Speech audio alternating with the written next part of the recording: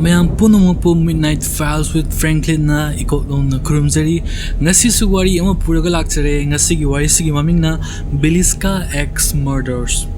Wari asi yamna emotional oiba yamna nungai tawa thokheidaba ama gi wari oidoine. Adodi wari se ai hozarage.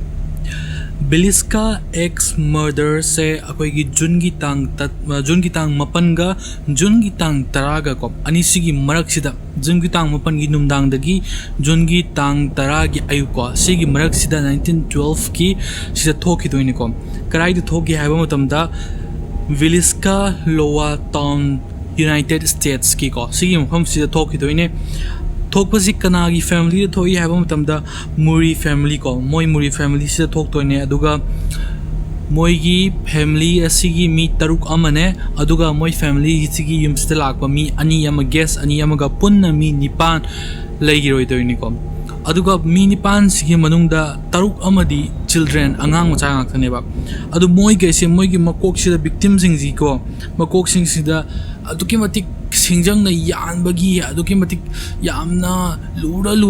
adu asok pot me am thingna gi doine ko aduna sigi pochina yamna sang investigation ji toroga kholaga adumaina leigiba case am hoidoine aduga moi gi keno sigi Villisca Axe Murders ki yum se 1990s ta Fazana restore toroga innovation toroga Fazana sigi yum se Villisca Axe Murders house haiga maming chatkiba adumba yamna khoigi keno gumba migi milam koiba mi gainaga yengbaga laknamba ko adugumba famous oiba spot ama oigi doini ko ado numit sida hauski crime thoiba numit sida kari thwdok si thokke haibase sigi matangda haifet am huyeng chiko victim sing se asigi marakta yaurse kana no haiba matamda moigi mama pa Joshua V chahi 43 suba amane Sarah chahi 38 suba amane aduga moigi macha mari ko Herman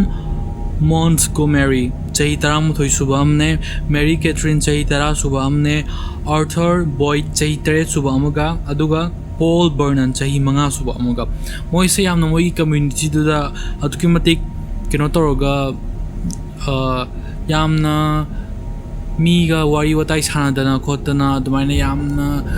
punba khotpada yam nungaiba adugumba family amni haitare moise aduga angang sing sinasu moigi sleep over tawnabagi damakta moigi friends sing aduga moigi leriba classmates sing ga sikauraga moida sleep over tawsilao aduga moida chadana khotana adumaina nungaina ngatang nongma lersilao khotsaw yamna haidi kawanba adugumba macha sing ji ko adumaina yam tawgalle aduguna June gi tang mapan 1912 sida ko Mary Catherine Muri sina ngasai gi magi mamanabi sing ko ina me chahi nipan suba aduga Lina Gertrude Stillinger ko chahi 13 suba amane moini sina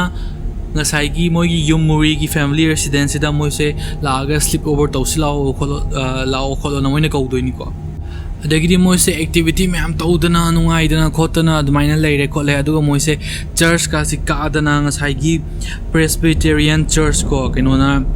Sarah naga kino to coordinate ka tawa moigi children's day programs ka moine participate ka tawdana khotana adumaina yam nungai moise pulapunna activity ka si tomindana khotana tawre ko adagidi moigi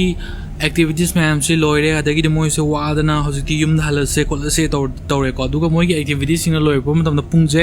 9:30 ko 9:30 pm tare aduna moigi Muri singi moigi family se asiga Stillinger sister sing ko siga moi pulapuna moi mini pan se Muri ski moigi moyum sida 9:45 aduga pung tara ko ani siya pusi marak sida moise yumda halae ko adagidi moise halaga adumaina moise mayumda changre aduga adum moise numidang do kari thwdok thokpun do kona khangthuini ko adugi mathangi nongala kuse asida pung ayuki pung tare tarak ko sai sida June gi tang tara oidoini ko sida Mary Pekcham ko ba amalei ko nupi ama moina moigi neighbor oidoine moigi neighbor sina ngasai gi moigi thongja ayuki pung tare tara fawda keno je thongje hangdorok taba aidi moi ayuk newspaper lobani khangde adu moi songom yu ma ko mi gi dai songom lobani khangde adu gi ayuki thabang khang to bagi sum keno da balcony da adu moi porch tholok kada do tholok to basi da mana chingna da moi yum se bu garang moi sleep over da mi la ki bani khot ki bani adu kan amta hosi fo hawon receive school ga je thengani kholani tori je aibu amta bu hangu ge khologe na moi ma si lak bu jani adu thong si thin ba si thong si hang dorok tre ko thong si hang dorok te bu man kari no thong si bu aina thong theli si hang dorok tre kholok tre manung si de lo le bu ja lo kholi ja ma yeng thong si lo la ga le me adai ring sa ge moi ne version moi gi muri gi family gi moi gi yen ngam am lai bu to yen ngam am lai ko moi gi chicken ga je ado yen gai do thadok pe ga kholaga machin jak chana bane khotna bane da main tawre aduga adu lore matung da mana rose muri ko keno gi josia se asigi magi brother oidoni ko my brother sida mana call toroga moi do smain tawre khole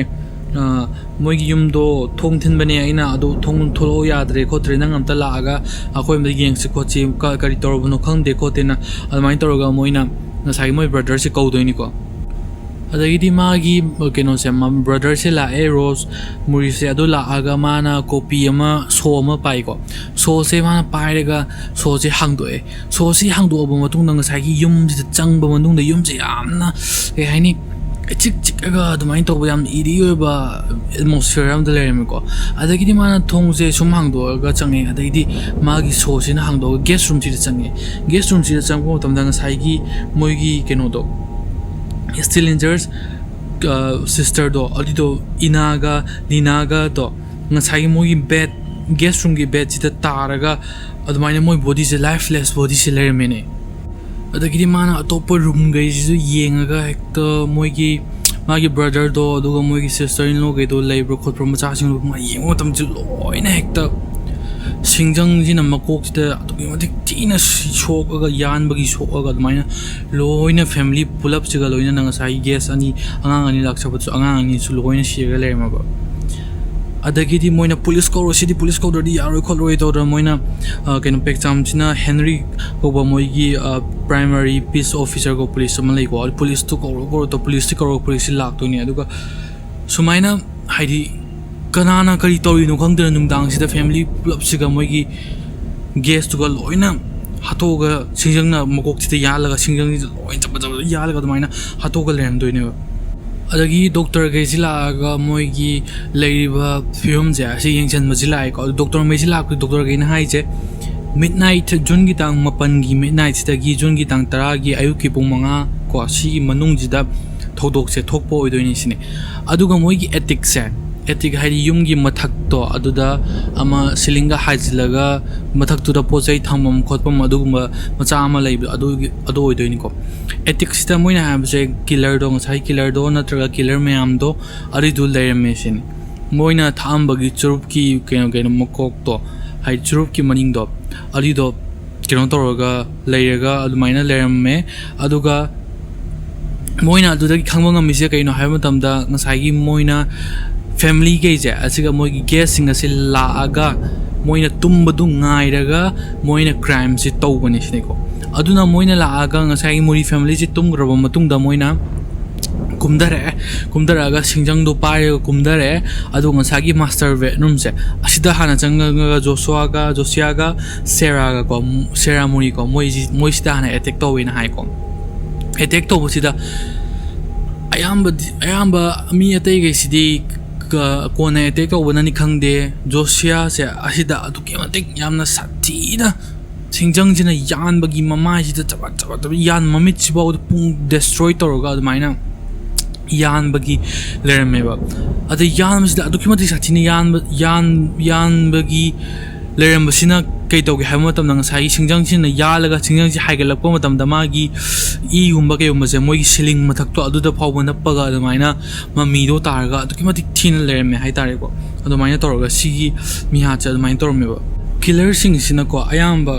ngasai blade of the axe ko singjang dugi ngasai keno to ba thawba jaga blade to se yan number jaga to aduna josia se da ayam aduna sejine hai ko aduga atopa victim singdudana ngasai gi singjang gi maning makok to aduna thomaga adumaina hatpa dong towe aduga Herman, Mary Catherine, Arthur, aduga Paul moi pulamak se macha mari se asisu makok sida aduki matak sathina moigi parents ta thom madona yan madona main toraga moi su loina mathang moi loina hatok poi doine adagidi moi angang ge adu moi parents ge je loina mathang da hato ba matungda amuk ka na changaga ngasai gi moi gi Josia ga kenoga Sarah gan leiba moi gi bedroom se master bedroom se changaga amuk attack towe ba aduga loina bele loire hairega somna kan gi angang leiba guest room je asida guest room sida still linger moi gi sister ga je asida mo moi attack torga mo hatoe aduga 1.8 kg ko lumba bacon gi meat je asija puthoga icebox ta gi aduga moina singjang ja asiki nakanda thamame aduga kitchen gi table sida I am taiba dum isingumba adagi moina sum lerme haibagi adum khudam changnam se mayam phangi ko adagi ding sai mi je moina adum matang victim sing je maina attack torok paduda Lina Stillinger si ma di keno se attack torok se tabadagi ma hawgulak toine ba adai hawgulaga mana my sister je ase attack toring da mi myam ji loina tummaga leyena keno sina investigator sing sin hai ko aduga Lina Stillinger khak to ma khak sidi hawgat li haiba ngasai attack to matam da mana fight back to bagi adugi magi makutta ko asokpa lerme adugo ma je leitaba matam da magi keno je bed sida ko ma se phaina adumaina lerme hai yungna smaina tumbagi style da natabu ko phaina adumaina lerme sida moina haiba matam da Lina Stillinger sidi ngasai attack to matam da ma di hawgat pa urmanin hai aduga moina mi je adumaina halaba matung da Lina gi magi body se asigi position se thamam base kamain thammi ha matam da yamna ke haini thamba khutam se moina haidi moigi ijat manghaning bagi adugumbagi attempt torumba man bagi mong da body je lerme ba aduna moina haiba matam da sigi pot se adugi magi motive to adu oidoriba khotoriba natraga moina just haidi magi case to stage up to bagi sum sasana bagi moina ngatangi moigi wakhanda lakpudo adu oidoriba khotoriba du khangdre evidence se mata leite adubu magi body gi position du di adumaina yamna mocking oiba yamna ke yam nuai taba adu mongam thamame hai tare aduga yamna ngakninga riba bot amana ngasai ki yumji da leiriba Mission cutting boxe loina phi gaijina khumjillaga lermeba ado maram do kari no to khangne ba killer gi man jida kari tho ino kar my mind da kari khali no da akoi kyanam ta adre moina mission du khumjili du kari gi oi doino ba mission je loina ngasai gi mi gi dress ke mi cover ta leba pironget lo yok tholo khumjila lerm doini ko sigi pot se yamna investigator sing jida yamna moida yamna haidi yetumna thimba no kak loba adumba pot findings samo oi gi ko adagi crime si thoba matungda moigi khunjigi keno sina sheriff ko aduiduna call ama toraga 8:40 am sida ko old call alert ama tore ko moina yum khuding maksida call ama la e aduga moina haise kenogi Joshua Sarah gi moigi yum da sumaina murder torome kholame aduna town ge chi loina report se tore ko haidi loina khangalle aduga na town folks ma'am chi loina lag yum ji da thomjil le adagi di yum jile ma pochai ge ji loina crime scene ga sil loina contaminate tore ko moina aduga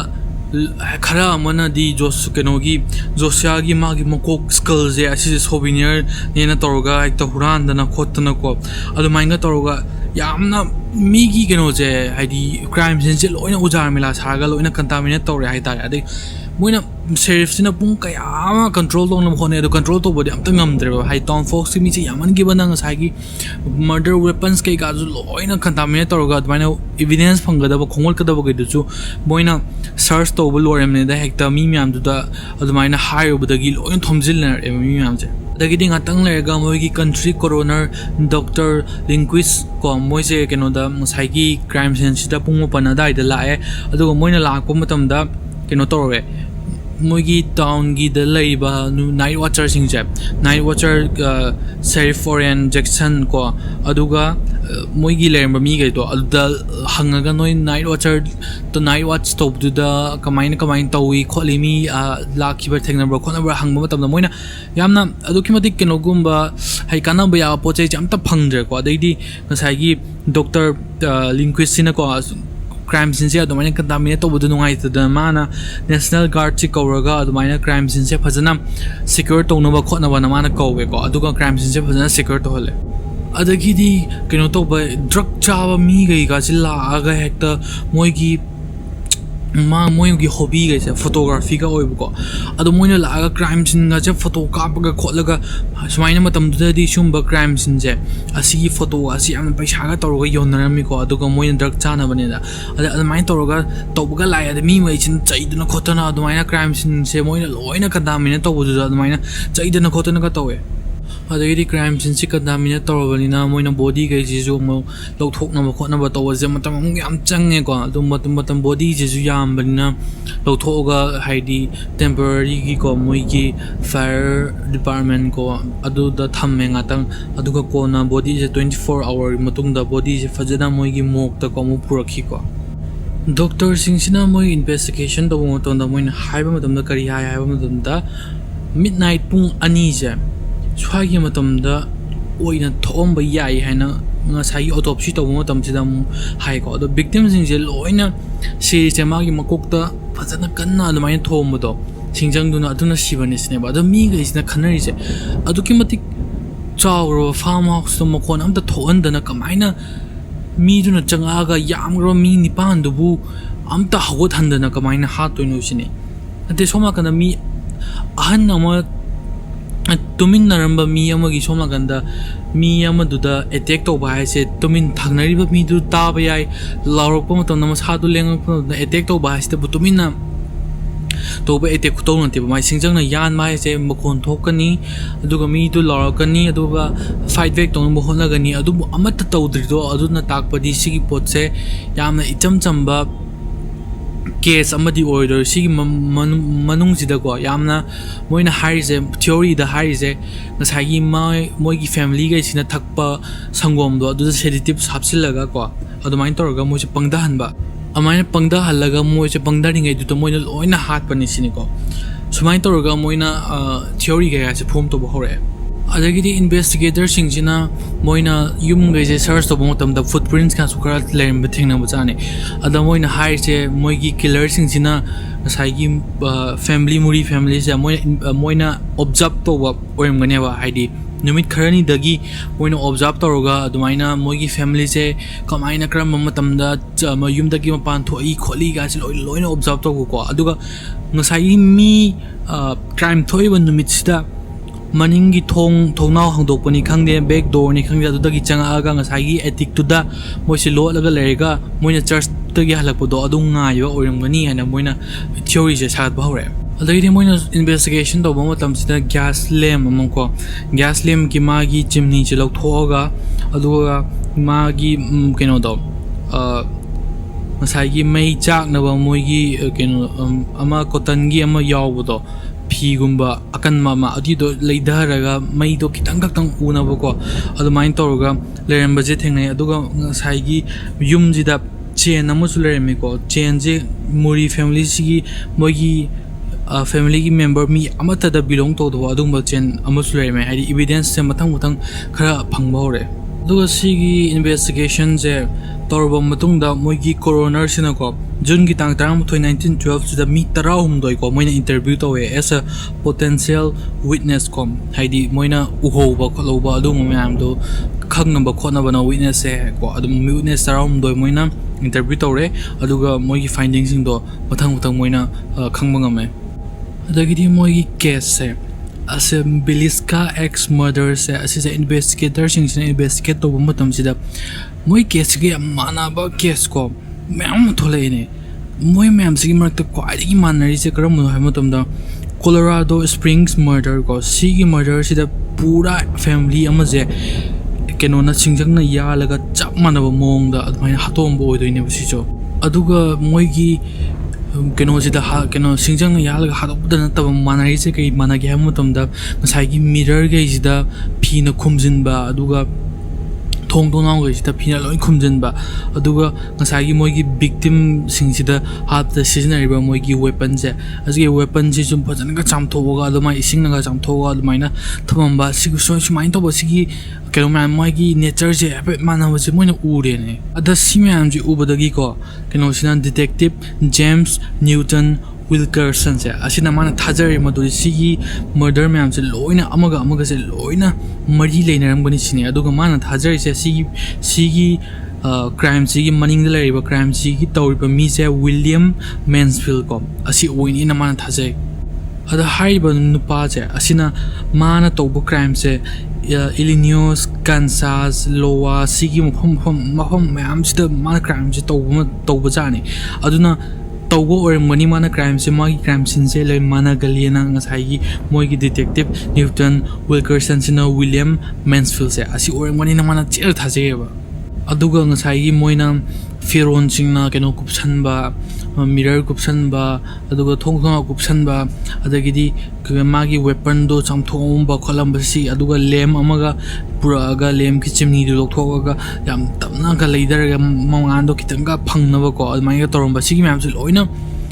मासागी case ma'am जे असिदा मानबनीना माना हाइसे सिगी नुपा William Mansfield से असि सोइदना ओइगनीना ngसागी detective सिना माना केनो Newton विल्कर्स सिना खलेको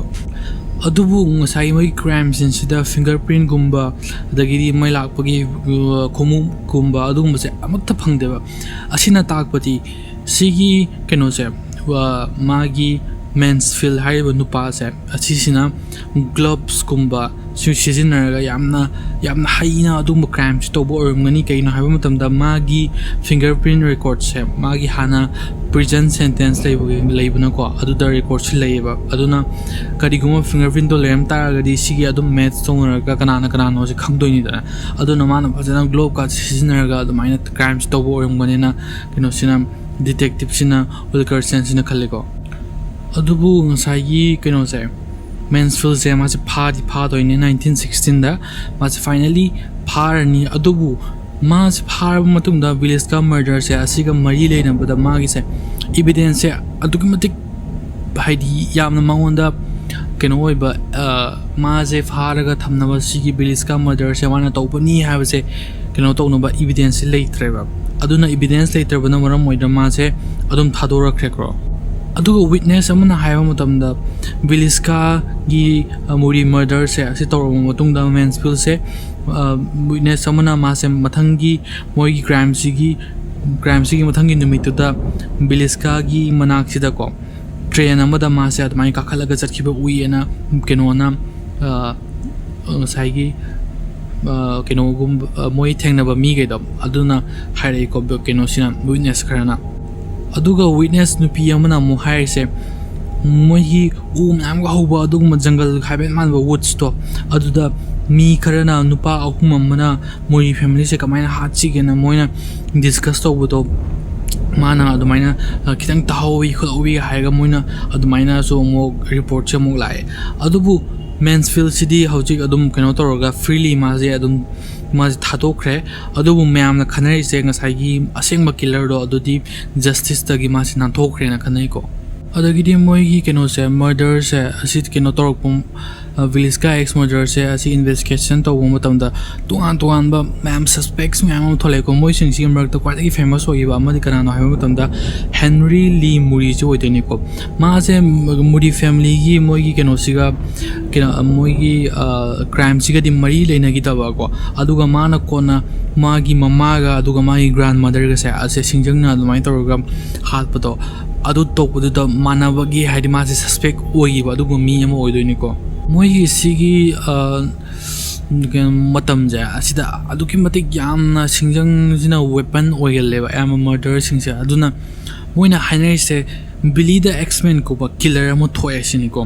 माजिना मीजे अदमाइना तौरगा हालगा स्वाइना तौगली खोगली अदमाइन तौ singjngna मागी वेपन नि खोनी तौरगा अदमाइना मैम सिना बिली द एक्समैन हाइगा लोइना मोइजि किनरे ममिंग जि ताबदा अदुगा मोइना बिली द एक्समैन जि कानो न खनरि जे हेनरी ली मुरी सिने मोइना खनरि जे कइनो हाइबा मतमदा माना ngसाइगी मागी ममागा मागी ग्रांडमदर गा दो अदु singjngduna तौरगा अदमाइन हात तो अदुना मरम मोरेगा माजि सस्पेक्ट अचौबा मोरेगा लेरे ꯑꯗꯨꯒ ꯇꯣꯉꯥꯟꯕ ꯁꯁꯄꯦꯛ ꯑꯇꯣꯞꯄ ꯑꯃꯁꯨ ꯊꯣꯛꯂꯛꯑꯦꯀꯣ ꯁꯁꯄꯦꯛꯁꯦ ꯀꯅꯥꯅꯣ ꯍꯥꯏꯕ ꯃꯇꯝꯗ ꯁꯦꯃꯨꯑꯦꯜ ꯑꯦꯂꯤꯌꯥꯁ ꯃꯣꯌꯔ ꯀꯧꯏꯀꯣ ꯁꯤꯁꯦ ꯀꯅꯥꯅꯣ ꯍꯥꯏꯕ ꯃꯇꯝꯗ ꯖꯣꯁꯤꯌꯥꯒꯤ ꯉꯁꯥꯏꯒꯤ victimꯗꯣ ꯑꯗꯨꯒꯤ ꯖꯣꯁꯤꯌꯥ ꯃꯨꯔꯤꯁꯤꯒꯤ brother in law ꯑꯣꯏꯗꯣꯏꯅꯤꯀꯣ ꯃꯥꯅ ꯀꯩꯅꯣꯒꯤ murderꯒꯤ ꯃꯣꯏ ꯀ꯭ꯔꯥꯏꯝꯁꯦ ꯊꯣꯛꯇ꯭ꯔꯤꯉꯩꯗ ꯀꯩꯅꯣꯁꯦ ꯖꯣꯁꯤꯌꯥꯁꯦ ꯑꯁꯤꯗ ꯃꯥꯅ threaten ꯇꯧꯕ ꯈꯣꯠꯄꯁꯦ ꯑꯁꯤꯁꯦ ꯑꯗꯨꯒꯤ ꯔꯦꯀꯣꯔꯗ ꯂꯩꯌꯦꯅ ꯇꯧꯋꯦꯀꯣ ꯑꯗꯨꯕꯨ ꯉꯁꯥꯏꯒꯤ ꯁꯦꯃꯨꯑꯦꯜ ꯑꯦꯂꯤꯌꯥꯁ ꯃꯣꯌꯔꯁꯤꯗꯤ ꯃꯥꯒꯤ alibi ꯂꯩꯕꯗ ꯃꯔꯝ ꯑꯣꯏꯔꯒ ꯃꯥꯁꯦ ꯀ꯭ꯂꯤꯌꯔ ꯇꯧꯈꯤ ꯑꯗꯒꯤꯗꯤ ꯃꯣꯏꯒꯤ ꯔꯥꯏꯇꯔ ꯃꯌꯥꯝꯅꯒ ꯃꯥꯒꯤ ꯋꯥꯔꯤꯁꯦ ꯑꯗꯨꯃꯥꯏꯅ ꯏꯗꯅ ꯈꯣꯠꯇꯅꯒ ꯇꯧꯋꯦꯀꯣ ꯑꯗꯨ ꯃꯇꯝꯗ ꯃꯣꯏꯅ ꯃꯣꯏꯒꯤ ꯅꯣꯕꯦꯜ ꯀꯩꯀꯥꯁꯤꯗ ꯏꯕ ꯃꯇꯝꯗ ꯖꯔꯃꯟ ꯏꯃꯤꯒ꯭ꯔꯦꯟ ꯑꯃꯅ ꯑꯗꯨꯃꯥꯏꯅ ꯇꯧꯔꯒ ꯍꯥꯠꯈꯤꯕꯅꯤ ꯈꯣꯠꯄꯤꯒꯅꯤꯒ ꯇꯧꯔꯒ ꯑꯗꯨꯃꯥꯏꯅ ꯍꯥꯏꯗꯤ ꯁꯁꯄꯦꯛꯁꯦ ꯑꯗꯨꯃꯥꯏꯅ ꯂꯩꯔꯒ ꯃꯤ ꯃꯥꯏ ꯊꯤꯑꯣꯔꯤ ꯄꯥꯟꯅꯔꯒ ꯑꯗꯨꯃꯥꯏꯅ ꯂꯣꯏꯅ ꯀꯦꯁꯁꯦ ꯇꯧꯅꯈꯤꯀꯣ ꯑꯗꯨꯕꯨ ꯑꯁꯦꯡꯕ Villisca Axe Murdersꯀꯤ ꯑꯁꯦꯡꯕ ꯀꯩꯅꯣꯁꯦ ꯃꯔꯗꯔꯁꯦ ꯑꯁꯤ ꯀꯅꯥꯅꯣ ꯍꯥꯏꯕꯗꯨꯗꯤ ꯉꯁꯤꯐꯥꯎꯕ ꯈꯪꯕ ꯉꯝꯗꯅ ꯑꯗꯨꯝ ꯂꯩꯔꯤꯑꯦꯕ ꯑꯗꯨꯒ ꯃꯣꯏꯒꯤ Villiscaꯒꯤ ꯗ ꯂꯩꯕ ꯉꯁꯥꯏꯒꯤ ꯀ꯭ꯔꯥꯏꯝꯁꯤ ꯊꯣꯛꯈꯤꯕꯒꯤ ꯌꯨꯝꯗꯣ ꯑꯗꯨꯗꯣ ꯀꯄꯜ ꯑꯃꯅ ꯂꯩꯔꯒ 1995 ꯐꯖꯅ ꯔꯤꯅꯣꯚꯦꯠ ꯇꯧꯔꯒ ꯑꯗꯨꯃꯥꯏꯅ ꯃꯣꯏꯅ ꯊꯝꯃꯦ ꯑꯗꯨꯒ ꯀꯄꯜꯁꯤꯅ ꯍꯧꯖꯤꯛ ꯇꯨꯔ ꯃꯌꯥꯝ ꯑꯃ ꯑꯣꯚꯔꯅꯥꯏꯠ ꯁ꯭ꯇꯦꯖ ꯀꯣ ꯍꯥꯏ ꯅꯨꯃꯤꯗꯥꯡꯒ ꯂꯩꯕ ꯈꯣꯠꯄ ꯑꯗꯨꯃꯥꯏꯅ ꯇꯧꯔꯒ ꯂꯩꯍꯜꯂꯒ ꯑꯗꯨꯃꯥꯏꯅ ꯃꯣꯏꯅ ꯌꯨꯝꯁꯦ ꯐꯖꯅ ꯍꯥꯏꯗꯤ ꯀꯩꯅꯣꯒꯨꯝꯕ ꯇꯨꯔꯤꯁ ꯗꯦꯁꯇꯤꯅꯦꯁꯟ ꯑꯃ ꯑꯣꯟꯊꯣꯛꯇꯅ ꯑꯗꯨꯃꯥꯏꯅ ꯊꯝꯃꯦꯀꯣ ꯑꯗꯨ ꯃꯣꯏꯒꯤ ꯁꯦꯂꯤꯡ ꯄꯣꯏꯟꯠꯁꯦ ꯀꯩꯅꯣ ꯍꯥꯏꯕ ꯃꯇꯝꯗ ꯁꯤꯒꯤ ꯌꯨꯝꯁꯦ ꯍꯧꯖꯤꯛꯇꯤ ꯇꯝꯅꯕ ꯑꯗꯨꯝꯕ ꯍꯣꯟꯇꯦꯠ ꯑꯣꯏꯕ ꯌꯨꯝ ꯑꯃ ꯑꯣꯏꯔꯦ ꯀꯩꯅꯣ ꯍꯥꯏꯕ ꯃꯇꯝꯗ ꯉꯁꯥꯏꯒꯤ ꯃꯤ ꯅꯤꯄꯥꯟꯗꯣ ꯑꯗꯨꯃꯥꯏꯅ ꯇꯧꯔꯒ ꯍꯥꯠꯈꯤꯕꯗꯣ ꯑꯗꯨꯅ ꯃꯔꯝ ꯑꯣꯏꯔꯒ ꯃꯣꯏꯒꯤ ꯊꯋꯥꯏꯁꯤꯡꯗꯨꯅ ꯑꯗꯨꯃꯥꯏꯅ ꯇꯧꯔꯒ ꯑꯗꯨꯃꯥꯏꯅ ꯇꯝꯅꯕ ꯑꯗꯨꯒꯨꯝꯕ ꯌꯨꯝ ꯑꯃ ꯑꯣꯏꯔꯦ ꯈꯣꯠꯂꯦꯅ ꯃꯣꯏꯅ ꯑꯗꯨꯃꯥꯏꯅ ꯋꯥꯔꯤꯁꯤ ꯇꯧꯔꯒ ꯁꯤꯁꯦ ꯌꯥꯝꯅ paranormal ꯄꯥꯝꯕ ꯑꯗꯨꯒꯨꯝꯕ haunted experience ꯇꯧꯅꯤꯡꯕ ꯃꯤꯒꯩꯁꯤꯅ ꯂꯥꯛꯑꯒ ꯑꯗꯨꯃꯥꯏꯅ ꯂꯩꯕꯀꯣ ꯑꯗꯨ ꯅꯣꯡꯃꯒꯤ ꯅꯨꯃꯤꯗꯥꯡ ꯑꯃ ꯂꯩꯒꯦ ꯑꯗꯨ ꯂꯩꯒꯦ ꯈꯣꯠꯀꯦꯅ ꯇꯧꯕ ꯑꯗꯨꯒꯨꯝꯕ ꯌꯨꯝ ꯑꯃ ꯑꯣꯏꯔꯦ ꯑꯗꯨ ꯃꯌꯥꯝ ꯍꯥꯏꯗꯤ ꯁꯤꯒꯤ ꯄꯣꯠꯁꯦ ꯑꯗꯨꯛꯀꯤ ꯃꯇꯤꯛ ꯇꯝꯊꯤꯅ ꯌꯥꯝꯅ ꯅꯨꯡꯉꯥꯏꯇꯕ ꯊꯧꯗꯣꯛ ꯑꯃ ꯑꯣꯏꯔꯦꯀꯣ ꯍꯥꯏꯗꯤ ꯉꯁꯥꯏꯒꯤ ꯃꯣꯏꯒꯤ ꯐꯦꯃꯤꯂꯤ ꯃꯦꯝꯕꯔꯒꯩꯗꯨꯗꯁꯨ ꯅꯠꯇꯕ ꯁ꯭ꯂꯤꯞ ꯑꯣꯚꯔ ꯇꯧꯕ ꯂꯥꯛꯆꯕ ꯑꯉꯥꯡ ꯑꯅꯤꯗꯣ ꯑꯗꯨꯁꯨ ꯌꯥꯎꯅꯀꯣ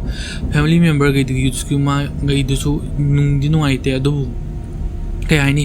ꯂꯥꯏꯕꯛꯇ ꯇꯝꯃꯝꯕ ꯍꯥꯏꯒꯗ꯭ꯔꯥ ꯑꯉꯥꯡ ꯑꯅꯤꯗꯨꯁꯨ ꯅꯨꯃꯤꯠꯇꯨ ꯈꯛꯇ ꯂꯥꯛꯆꯕꯅꯦꯕ ꯑꯗꯨꯁꯨ ꯃꯣꯏꯁꯨ ꯄꯨꯂꯞ ꯄꯨꯟꯅ ꯑꯗꯨꯃꯥꯏꯅ ꯇꯧꯈ꯭ರೆ ꯐꯦꯃꯤꯂꯤꯒꯩꯗꯨ ꯂꯣꯏꯅꯅ ꯊꯋꯥꯏ ꯃꯥꯡꯈ꯭ꯔꯦ ꯑꯗꯨꯕꯨ ꯉꯁꯥꯏꯒꯤ ꯀꯤꯂꯔꯗꯨꯗꯤ ꯍꯧꯖꯤꯛ ꯐꯥꯎꯕꯗ ꯀꯅꯥꯅꯣ ꯍꯥꯏꯕꯗꯨ ꯈꯪꯕ ꯉꯝꯗꯅ ꯁꯁꯄꯦꯛ ꯇꯧꯔꯒ ꯑꯗꯨꯝ ꯂꯣꯏꯁꯤꯟꯈ꯭ꯔꯦꯀꯣ ꯑꯗꯣ ꯃꯌꯥꯝꯅ ꯁꯁꯄꯦꯛꯁꯤꯡꯁꯤꯒꯤ ꯃꯔꯛꯇ ꯀꯔꯝꯕ ꯁꯁꯄꯦꯛ ꯑꯣꯏꯔꯝꯒꯗꯕ ꯃꯥꯜꯂꯦꯗꯣ ꯑꯗꯨꯝ ꯃꯌꯥꯝ ꯈꯟꯕꯤꯔꯣ ꯑꯗꯨꯒ ꯀꯃꯦꯟꯇꯁꯨ ꯍꯥꯏꯕꯤꯔꯝꯃꯣ ꯁꯤꯒꯤ ꯊꯣꯛꯈꯤꯕ ꯊꯧꯗꯣꯛꯁꯦ ꯇꯁꯦꯡꯅ ꯍꯥꯏꯗꯤ ꯃꯥꯒꯤ ꯀꯩꯅꯣꯗꯣ ꯃꯣꯏꯒꯤ ꯀ꯭ꯔꯥꯏꯝꯁꯤꯡꯗꯣ ꯐꯖꯅ ꯀꯟꯇꯥꯃꯤꯅꯦꯠ ꯇꯧꯗꯕ ꯑꯗꯨꯒꯨꯝꯕ ꯑꯣꯏꯔꯝ ꯇꯥꯔꯗꯤ ꯁꯁꯄꯦꯛꯁꯤꯡꯗꯣ ꯐꯖꯅ ꯀꯩꯅꯣ ꯇꯧꯔꯒ ꯑꯁꯦꯡꯕ ꯃꯔꯗꯔꯗꯣ ꯀꯅꯥꯅꯣ ꯍꯥꯏꯅ ꯊꯤꯒꯠꯄ ꯉꯝꯒꯗ꯭ꯔꯥꯅ ꯈꯟꯕ꯭ꯔꯥ ꯈꯣꯠꯄ꯭ꯔꯥꯅ ꯃꯌꯥꯝꯅ ꯀꯃꯦꯟꯇ ꯍꯥꯏꯕꯤꯔꯝꯃꯣ ꯑꯗꯣ ꯍꯟꯗꯛꯀꯤꯗꯤ ꯉꯁꯤꯒꯤꯗꯤ ꯋꯥꯔꯤ ꯑꯁꯤ ꯃꯇꯥꯡ ꯑꯁꯤꯗ ꯂꯣꯏꯁꯤꯟꯖꯔꯒꯦ ꯂꯣꯏꯕ ꯐꯥꯎꯕ ꯇꯥꯕꯤꯕꯒꯤꯗꯃꯛꯇ ꯍꯥꯏꯅꯤꯡꯉꯥꯏ ꯂꯩꯇꯅ ꯊꯥꯒꯠꯆꯔꯤ ꯑꯗꯨꯒ ꯃꯌꯥꯝꯅ ꯑꯩꯒꯤ ꯋꯥꯔꯤ ꯑꯁꯤꯕꯨ ꯅꯨꯡꯉꯥꯏꯕꯤꯔꯒꯗꯤ ꯂꯥꯏꯛ ꯇꯧꯕꯤꯔꯝꯃꯨ ꯁꯤꯌꯔ ꯇꯧꯕꯤꯔꯝꯃꯨ ꯑꯗꯨꯒ ꯑꯗꯣꯝꯒꯤ ꯃꯃꯜ ꯌꯥꯝꯂꯕ ꯈꯨꯕꯤꯁꯤꯡ ꯑꯗꯨꯅ ꯁꯕꯁꯀ꯭ꯔꯥꯏꯕ ꯕꯇꯟꯁꯤꯡ ꯑꯗꯨꯗ ꯅꯝꯕꯤꯗꯨꯅ Midnight Files with Franklinꯕꯨ ꯁꯄꯣꯔꯠ ꯇꯧꯕꯤꯔꯝꯃꯨ ꯑꯗꯨꯗꯤ ꯃꯊꯪꯒꯤ ꯋꯥꯔꯤꯗ ꯑꯃꯨꯛ ꯊꯦꯡꯅꯔꯁꯤꯀꯣ ꯃꯌꯥꯝ ꯕꯥꯏ